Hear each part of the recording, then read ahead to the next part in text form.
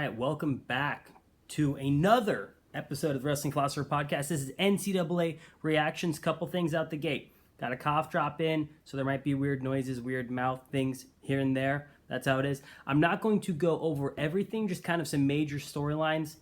Honestly, I found some of the matches kind of boring. I don't feel like talking about them because they're boring. So, just have a couple notes. I want to talk about this as soon as possible, get it out there, and that's essentially it. So,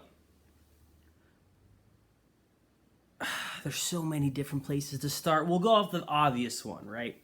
Obviously, Wyatt Hendrickson, the great American hero, takes down Gable Steveson to win his national championship. Gable coming into college wrestling this year was not very interesting to me. I had no interest. I did not want to see Gable versus the college field. I didn't think Wyatt stood much of a chance, honestly. I didn't think Kirk Fleet stood much of a chance. I just didn't see it. I wanted to see Gable go win another Olympic title. I wanted to see Gable do the rounds at the world stage. I wanted to see Gable maybe transition to MMA after LA. But I wasn't interested at all in Gable doing more college wrestling. Even him after the Olympics felt like when he did another NCAA season, but not another world team or world title run, I just wasn't interested. But without Gable Steveson, my own little setup here not working properly. That's on me though. Without Gable Steveson coming into college wrestling, we do not have a finale like we did last night. It was absolutely incredible. Wyatt Hendrickson got it done when he needed to. Cowboy Magic, we'll talk about that later, really showing that there's something special happening at Oklahoma State. And super impressed with what he did. Wyatt says he's going to keep trying to make world teams up until LA 2028. We will see what that looks like. We'll see if Gable will come back. Gable lost to Kassar. Gable took a couple losses to Gwiz, and then he became the man of man. We'll see what this lights up under Gable's ass. I'm suspecting something very interesting next couple of years, especially at heavyweight. I'm very excited. Building off of that, Penn State had 10 All-Americans, and it feels like they were the third most impressive team of this tournament. I'm just going to say that one more time, because I like hearing my own voice sometimes too. Penn State had 10 All-Americans, and they're the third most impressive team. Nebraska balled out. And the Flow Wrestling guys talked about how Nebraska always had the talent, but never really could finish it at the tournament. Well, they did it this time. Had a ton of All-Americans. It was absolutely incredible. And then, we'll stay on Nebraska for a second. I always think about, not always, I'll take myself back a second actually. Every here and there I think about like the Big Ten and how like it is the best conference, like almost undoubtedly. You have the best schools go there, the best conference, highest caliber competition, most eyeballs, the best production too. Like the Big Ten duels are incredible. Shane Sparks on the mic, like, come on, it's the best. I've been thinking like, why don't people look at like Nebraska or Northwestern, or even just to get into the Big Ten, like go to a Maryland. I think Indiana's in the Big Ten as well, like Michigan State. Like, why are more like blue chip recruits not looking in those directions? And Nebraska is one of the schools that would be top of mind. It's like, you know what? Nebraska did help Jordan Burroughs kind of find himself. Did they build Jordan Burroughs? No, they didn't. But they really kind of nurtured Jordan. They nurtured an all-time great. So I was like, man, Nebraska must be a great place to be. I just don't see them really bring it together at the tournament. They always have like a guy or two, but then it's kind of like always up and down. Well, they did it this time. And I think Nebraska really just kind of solidified themselves to have a couple good recruiting classes now, especially with Ridge being done. Could be on the senior level, killing it for a little while. So Nebraska looked great. Second place. I was not expecting that. What I wanted to see was Oklahoma State take second. They took third, but they had two champions that really were the more unlikely champions of their three. Spratley took second in kind of a lame match. Hamidi got it done, which I think he was the dog in that fight, or in that match, whatever. He was definitely the underdog, but then got it done. and like clearly got it done. It was a clear takedown, all that stuff. Got it done. And then Hendrickson gets it done. And so now you look at Oklahoma State, and there was this feeling when Kale first got there that was just like, man, there's something magic going on there. And then you see David, and you see Oklahoma State start of the year, and they're just freaking firing on all cylinders. You're like, man, their magic's there too. And then they go against Iowa, and they lose. You know, it's okay, no big deal. And then Big 12 was okay, you know. That everybody panned out. Bunch of finals, only one of them was champion. I think it was just Wyatt that was the champion. So you kind of walk away going into this tournament, kind of Oklahoma State's at a dip, but then very similar to Penn State in the past, where Penn State, I think, is only won Big Ten's 8 times, but Nationals 12. Oklahoma State, I felt like, was not peaking for the Big 12s. They're peaking for the NCAAs. And they definitely did. And I had a feeling that would happen. Didn't really hedge my bet, didn't say it out loud. Just kind of thinking to myself. It's clear something's happening there positively, and it's clear moving forward now that this will be a race, a real team race. It might be 3 years because there's still a good amount of recruits that Penn State has, like 10 All-Americans for Penn State. Like, really hard to fight that. But Oklahoma State will be in the running, I think, within 3 years. I think before LA, there will be a real LA 2028. There will be a real team race, and potentially Oklahoma State getting it done. 2 years at the lowest. I think 4 at the latest. It's going to be real fast. They were 3rd this year, and they were 10th or something like that last year. So a huge improvement already. But that Magic Man magic is real.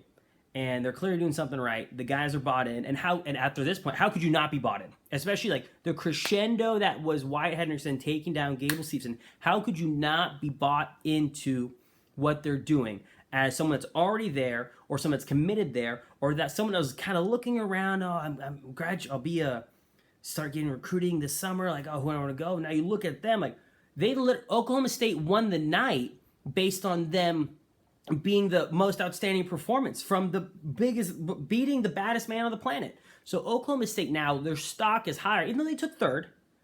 Nebraska's stock is way up too, but Oklahoma State won the night. They didn't win the tournament. They won the night though, and it's going to be big for the recruiting moving forward. So very, very optimistic and excited to go forward on like the teams. Again, Nebraska was great. UNI with Doug Schwab winning Coach of the Year, absolutely. Every time on Twitter, I see one of those Doug Schwab talking. He's in this giant fucking sweater, and he's just speaking so calm, yet like intense at the same time. And he's saying these beautiful things. I have to watch him every time. I have like 10 bookmarked just so I can watch them later, but I can't watch them because I always watch them at night. So I get so fucking hyped up that I'm not able to fall asleep. It's ridiculous. Doug Schwab, Coach of the Year, incredible. But then right when Hendrickson won at the end, I was like, dude, David Taylor, Coach of the Year. But that's for another day. David Taylor will get his Coach of the Year, but Doug Schwab absolutely deserves it. He did the most with the least. I think UNI is a critically underrated program, and I think the parity of college wrestling is starting to spread out a bit. There was still a huge gap, but I think people and these athletes are starting to know that you can win anywhere. Just need the right maestro, teacher, coach, partners, and you just need a chance. And at this NCAA tournament, all you need is a chance. On the other end, kind of the negative side of things, I've been kind of on the Iowa style is dead for a while. Seeing Bo Bassett commit to Iowa was honestly disappointing to me. And I had a feeling Iowa peaked for their Iowa-Oklahoma State duel, and they really kind of like a little bit of a fall at Big Tens, and then 2 injury forfeits. Teamer, Parko, back to back. I don't know if Tom and Terry are the best fit for that program anymore. I don't know if the way they coach matches with the way they want their athletes to compete. I don't know if they are relevant in today's wrestling world. I don't know. they still had Spencer, and Spencer is still an elite pound for pound top wrestler on the planet. They have Angelo Ferrari, who looked great, who looked ready. Drake Isle looks great, but he slips just short again, twice now. What does that mean? You do that what you will. But I don't know if... I think Iowa really needs to look at their leadership. And the Iowa administration, their athletic director, they need to look at how things are going. Either they need to change how they're going about this, which that's really hard for grown men to do, or they need new leadership.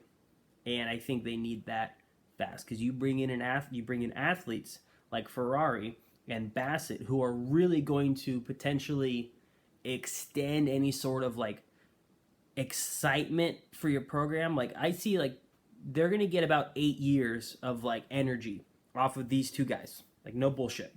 You're gonna get right now. There's energy from Bo Bassett, so then he's not even graduated for another year. So you'll have at 5 years from now, right? And then he's graduating and going for 2032, right? And then if he potentially gets, so you got 8 years, and not that I'm talking about Ferrari, who's there right now, like years.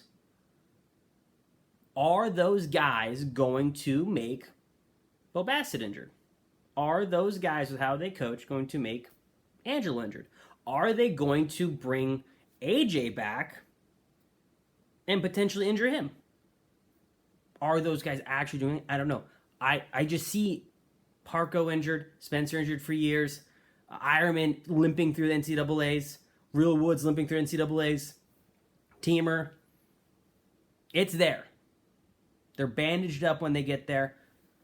It seems like a refocus, at the very least, is necessary for the Iowa Hawkeyes. So, now, going into some matches now. We'll get through this quicker. Storace, 5th title. That's crazy. That's like the 5th thing to talk about. Storace, 5th title. Incredible. Kind of a mad match, but notable nonetheless. There's kind of, in my head, there was like a big 2 when it came to like the 4 titles, because you had like Stever, you have Yanni, you have Aaron Brooks, like these guys like also won 4 titles, which is absolutely incredible. But it was always Dake and it was always Kale. Those are like the 2, the elite of the elite. Yes, Dake took losses. Okay, cool, whatever. Yeah, 4 different weight classes. Kale never lost. Absolutely incredible. Storace's in that like upper echelon. He already was, being an NCAA champion, being a multi-time NCAA champion, being a 5-time now. It's those 3, and then like everybody else. Amongst the 1%ers of 1%ers, those guys are the 1%ers, which is just crazy. Hamidi got it done. Oklahoma State Magic. Crazy shit. I had a feeling once it was finals I made the pick, but I think I picked Keegan to win. That, for looking back, Keegan won. Sick. Fun match. Excited to see what else. Is he going to go 79? Is he going to drop to 74? Give the freestyle thing a run? I don't know, but the Cowboy RTC is moving and grooving, and I'm excited to see where he falls into all of this. Another one. I think the match of the night, without a doubt, 141. Jesse Mendez is a dog. He looked so great that match. He was firing, riding hard, turning hard. It was the best. Best match of the night. The other matches were kind of but Jesse Mendez brought it. So did Brock Hardy. Brock Hardy, also a dog. Excited for their futures as well. Messenbrink got it done. I think the most fun part about Mitchell Messenbrink, is he just brings enthusiasm to his matches. He's just excited to wrestle. He just wants to wrestle. And it's awesome to see. So I'm so happy he got a championship. I'm excited to see what he does next. I wanted to see a little bit more like picking him apart, but Caliendo kept it tight. He was wrestling smart the whole time. But I want to see I love seeing Mitchell just light up the scoreboard. It's great. He oozes enthusiasm and excitement and love for wrestling. And you really, as someone who wants to watch the sport grow, you can't ask for more from your athlete, right? Personality too. He's great on the mic. He's great on the mat. He just oozes charisma. It's incredible. What else we got? I think this was a conversation with some people. 3-point takedown, the 2-minute Overtime, no step outs. I'm good with no step outs. I think folk style rules are great. I didn't see the leg thing be called as much. I enjoyed that because they kind of talked about like continuing wrestling, and that won't call you for that. Thought that was great. I think the folk style rules is solid right now. 4-point near fall is good. 3-point takedown's great. Reversal being 2, I'm cool with that. Like I think the folk style rule set is balanced right now, but we'll see. Oh, interesting. Last things. It feels like there's a paradigm shift coming when it comes to parity. At the end of the day, though, we got to put asses in seats, and we'll see how that goes. I know that the Big Ten spent a lot of money recently and didn't bring in a lot of money, so we got to put asses in seats. We got to make this a profitable sport. It was a great tournament. I'm very excited, but at the end of the day, put asses in seats. Flow helps with that, and I appreciate Flow and everything they do, but everything we do as a wrestling community, are we putting asses in seats? Bottom line. Rules, uniforms, interviews, whatever. Are asses getting put in seats? That's the final question. People buying merch. Are they buying tickets? Are they coming out? Anything. Are they tuning in? We need that. This is a great tournament. Very happy. I'm going to try to go next year. It's going to be sick. NCAA's 2025. I probably bounced around a lot of bit because I'm buzzing, doing a bunch of different things. But I had a great time. I hope you had a good time watching the tournament for the 5 people to watch this. And I'll see you at the next one. Peace.